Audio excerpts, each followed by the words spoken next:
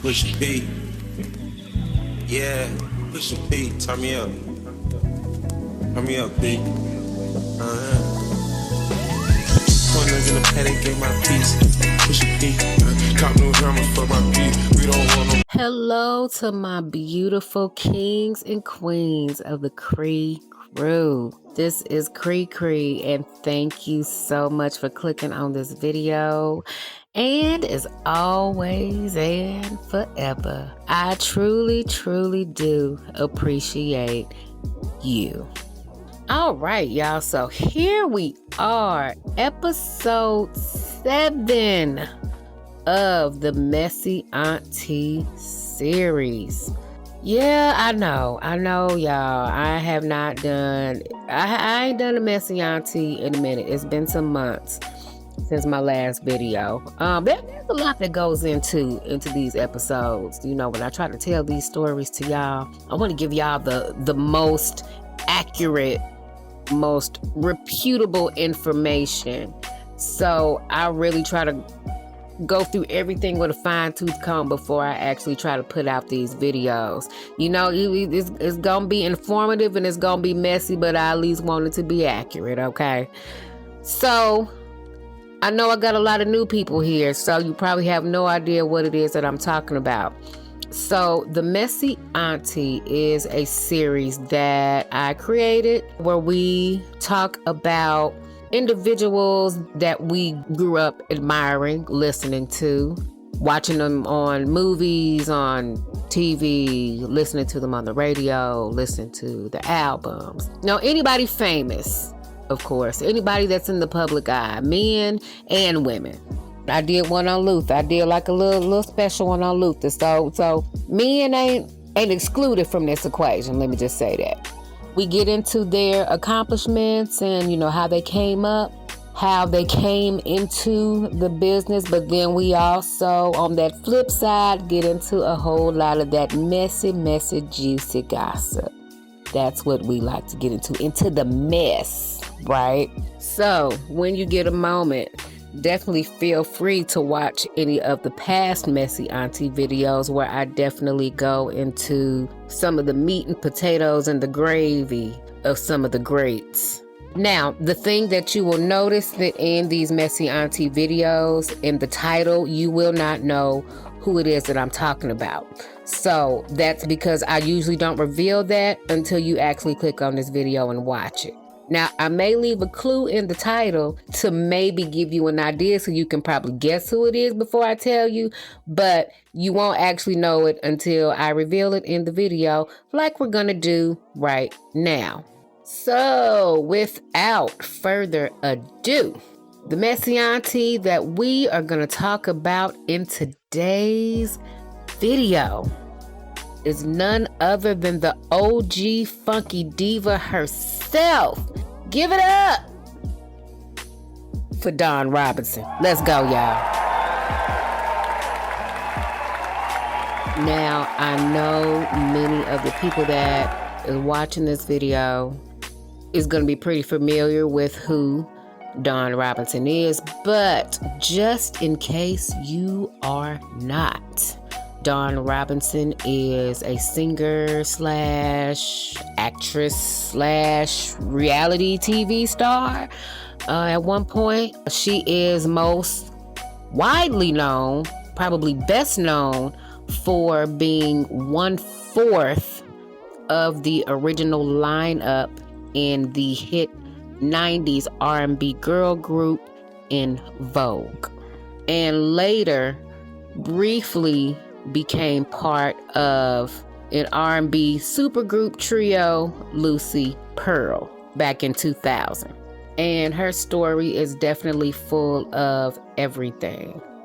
The humble beginnings, the come up, the success, the triumphs, the drama, the bad deals, bad marriages, and eventually homelessness. So, no more wasting time. Let's get right on to it, good people. All right, so Dawn Robinson was born, Dawn Sharice Robinson, on November 24th, 1966 in New London, Connecticut. She's the oldest of 3 children born to John Robinson and Barbara Alexander. It's been said that Dawn's father, from the time that she was 2 years old, he knew that she had a gift. It said that she'd be in the car with him, and whatever song that was playing on the radio, not only did she mimic what was being said, but she also harmonized with the singer on the radio. That's pretty damn crazy at 2 years old. And from there, they just kind of honed in on her skills. They would buy and bring music home of certain female singers to see if she could sing what they sing and mimic what they sing. And she's always done it perfectly. So she was very familiar with a lot of the female singers that was coming up around that time, especially in the 70s, like your Natalie Coles and Aretha, Patti with LaBelle at the time, Phyllis Hyman, Stephanie Mills. She did say that her favorite singer, her favorite female singer growing up was Minnie Riperton. Her parents split up when she was about 5, and her dad eventually moved to LA to become something in music. I can't remember exactly what, but I know it was something music related. So she was primarily raised by her mom in Connecticut for a good chunk of her early childhood years. She joined her church choir when she was 9, though she said even though she did sing in the church, she was not one of those people that sang solos all the time in church. She said she was very quiet, she was very shy. She didn't volunteer to do solos, and so since she didn't volunteer, she didn't always get picked to do solos. So her confidence wasn't there, even though in the back of her mind, she says that she always knew that she could sing, that she had a voice. She just wasn't ready to showcase it to the world yet. So even though she didn't really sing that much in the choir as far as solo-wise, that didn't stop her or her mother from, helping her to realize her potential, her talent, and her dream. When Dawn was about 12, her mother reached out to someone that she knew that had a studio in their basement to see if Dawn could do a few songs. And so when that friend actually heard Dawn sing, he was definitely up for the challenge, and he helped her to create a demo of about maybe 3 or 4 songs. When Dawn was about 13, her mom took her and her sister to their first concert, and they went to go see Stephanie Mills. Somehow, some way, her mother got backstage to the band, and she got the band to listen to Dawn's demo. And when they heard her, they were completely blown away by how this little small girl has this big voice where she basically is doing like whistle registers, like how Minnie Riperton used to do. The band suggested that if she wants to make it as a singer, if they want Dawn to make it as a singer, they weren't going to do it in New London, Connecticut, that they had to go west to California.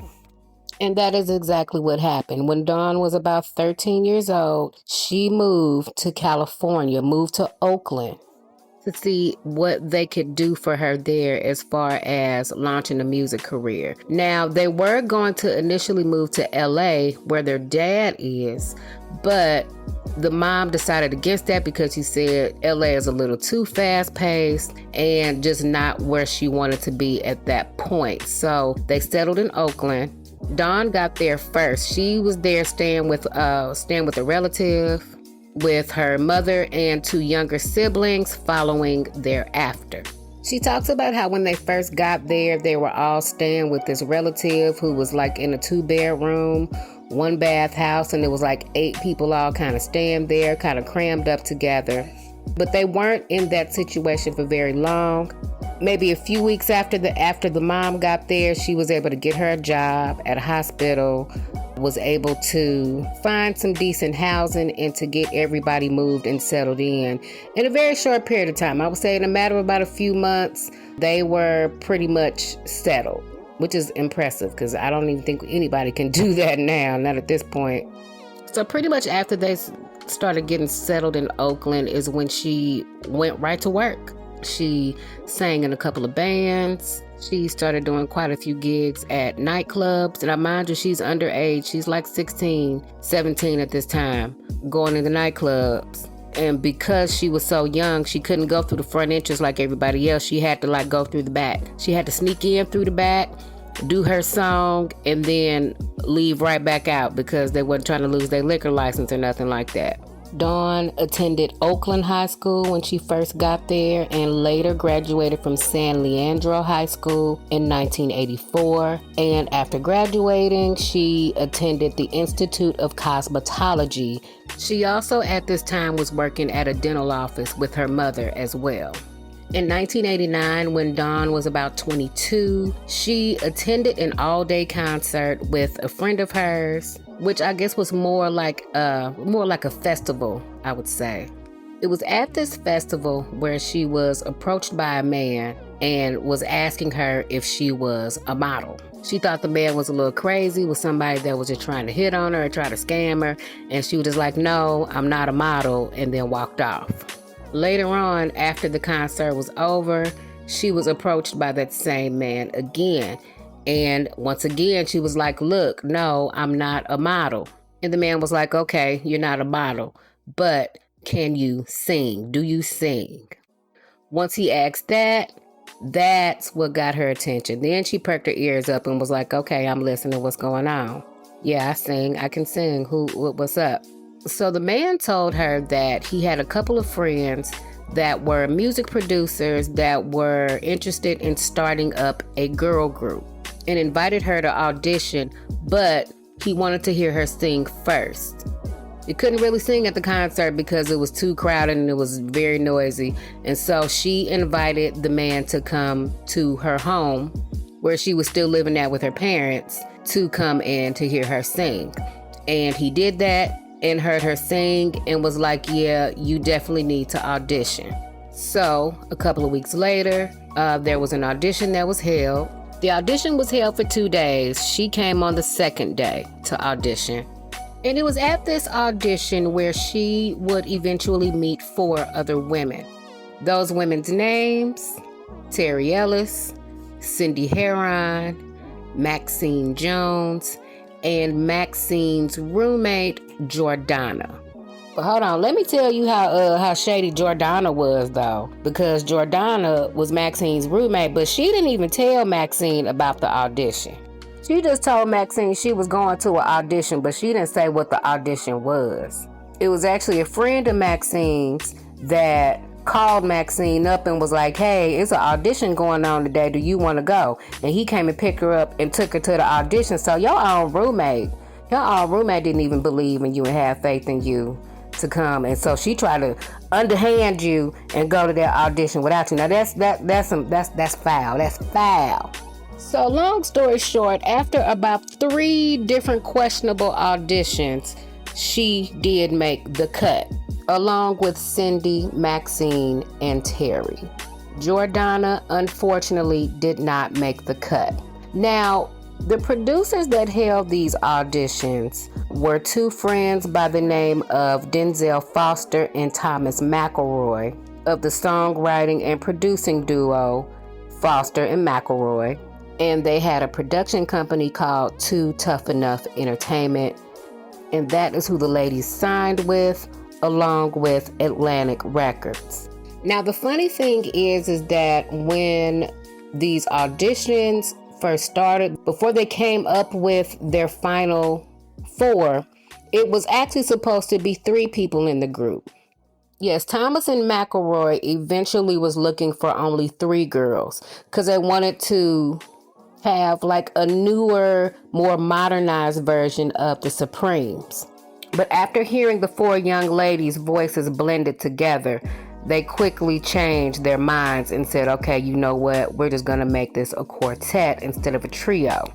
Which, in my opinion, is actually better. It's better to have 4 or more people when you're doing a group, because you can have 3 or 4 part harmonies while somebody is singing the lead.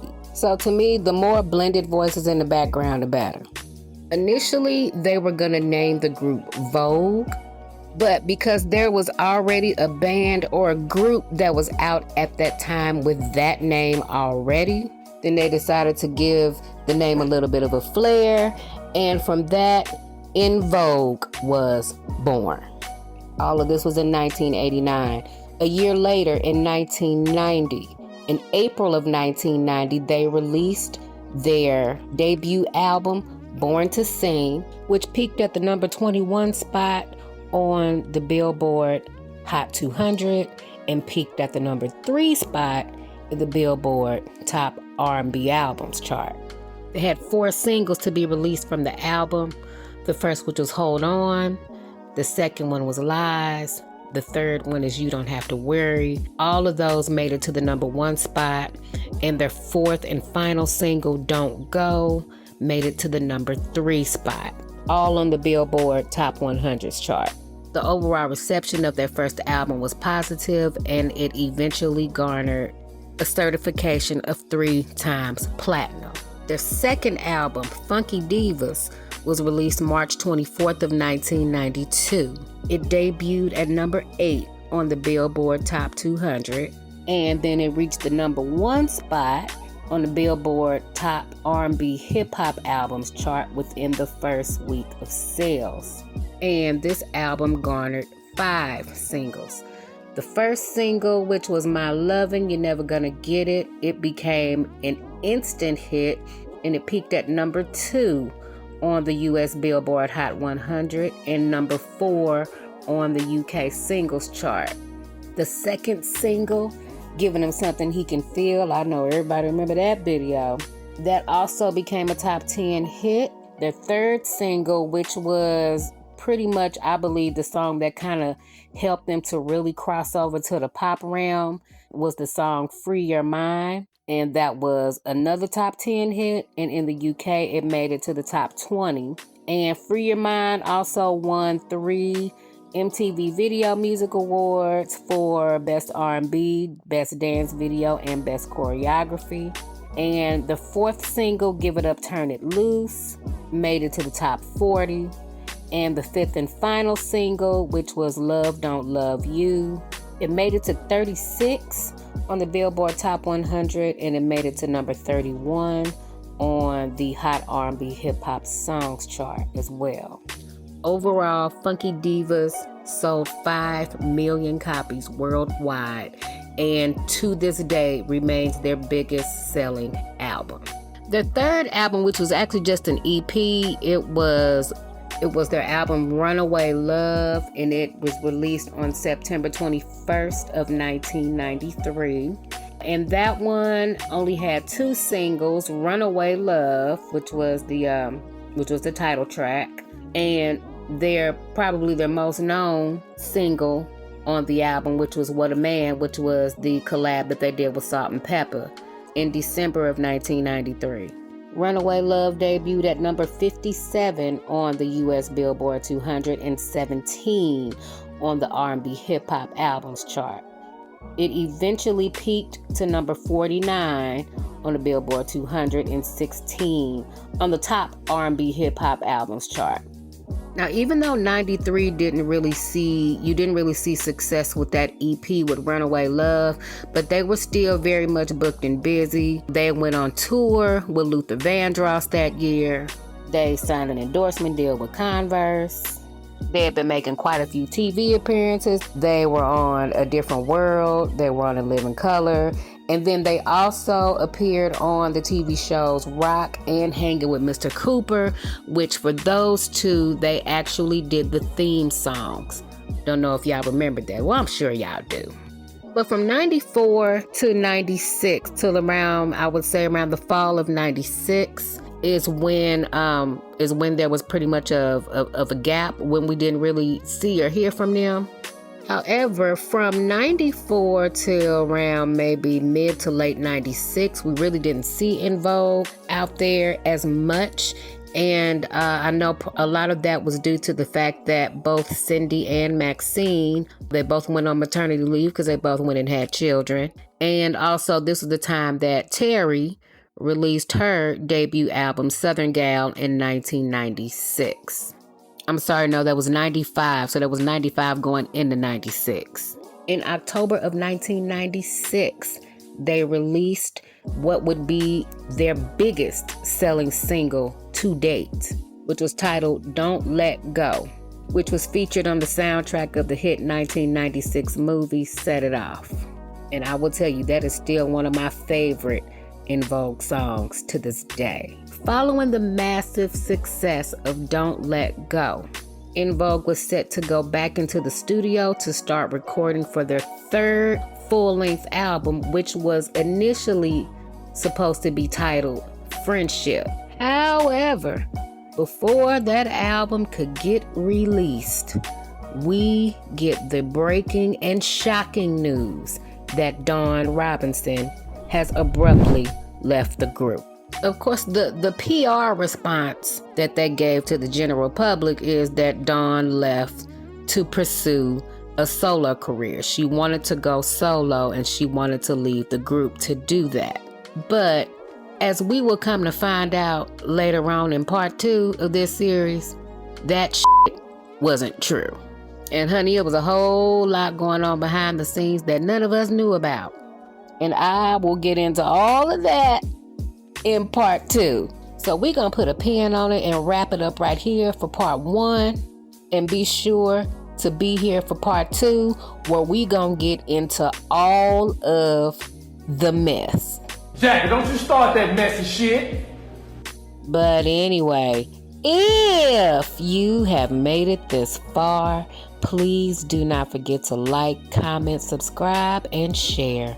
And I will see you guys in part 2. My name is Cree Cree. Y'all be easy.